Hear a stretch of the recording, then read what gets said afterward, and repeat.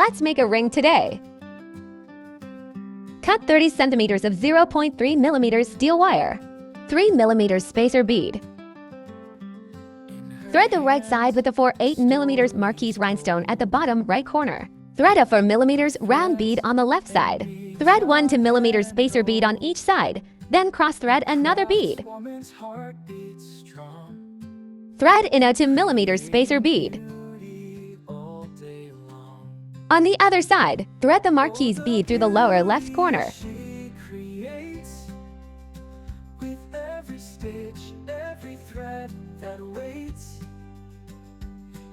Thread a pressure cooker bead. Press the pressure cooker bead. Cut off the wire end.